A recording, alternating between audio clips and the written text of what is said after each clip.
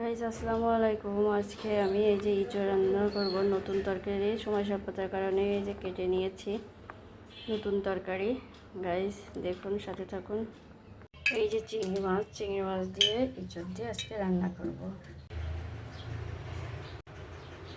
ইঁচড় রান্না করব।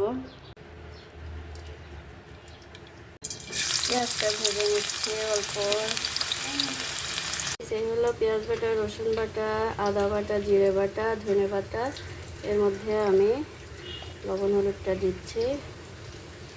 এই যে লবণ হলুদ দুটাই দিয়ে দেবো,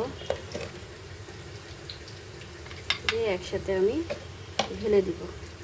পেঁয়াজটা ভাজা ভাজা হয়ে গেলে এই যে এখন আমি মশলাটা দিয়ে দিলাম। মশলাটা দিয়ে ভেজে নেবো মশলাটা। ঝালের মধ্যে একে একে শুকনো ঝালের গুঁড়া দিয়েছি, তার ভিতরে আবার কাঁচা ঝালটাও দিব। দুইটাতে একটু দিচ্ছি, পরে আবার দিব। মাছগুলো দিয়ে দিচ্ছি, চিংড়ি মাছটা। এর ভিতরে আমি একটু গরম মশলা দিয়ে দিচ্ছি। এটা পুরো মাংসের মতো করে রান্না করতে হয়। অনেকে নিরামিষভাবেও রান্না করে। এই দেখুন, কষানোর পরে আবার আমি ইঁচড়টা দিয়ে দিচ্ছি। এবার ইঁচড় আর মাছ কষিয়ে নেব দুইটা একসাথে।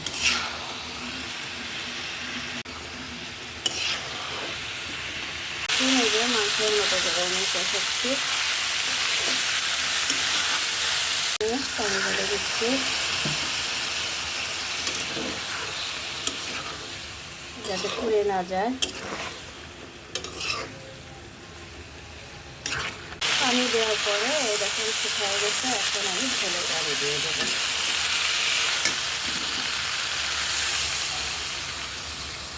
পানি দিয়ে নাড়াচাড়া দিয়ে নেব। নাড়াচাড়া দিয়ে দিচ্ছি, নিয়ে ঢেকে দিতে হবে। আমি সামান্য একটু দুধ দিয়ে দিচ্ছি। পরে আমি একটু চিনি দিয়ে দিচ্ছি। তারপর আমি এই যে কাঁচা ঝাল দিয়ে দিলাম। গাইস এই দেখুন, চিংড়ি মাছ দিয়ে ইঁচড় রান্না করলাম। ঝোল কমাবো আবার রাখলো। গাইস এই দেখুন আমার ইঁচড় রান্না।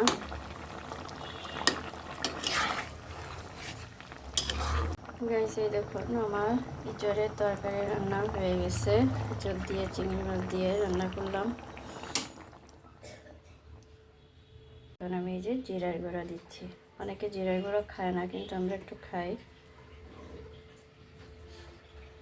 তাহলে তৈরি হয়ে গেল আজকের তরকারি, ইঁচড় দিয়ে চিংড়ি মাছ দিয়ে রান্না। গাইস দেখুন কি সুন্দর হয়েছে। ভালো লাগলে সাবস্ক্রাইব করবেন, লাইক করবেন, শেয়ার করবেন, উৎসাহিত করেন। ধন্যবাদ সবাইকে।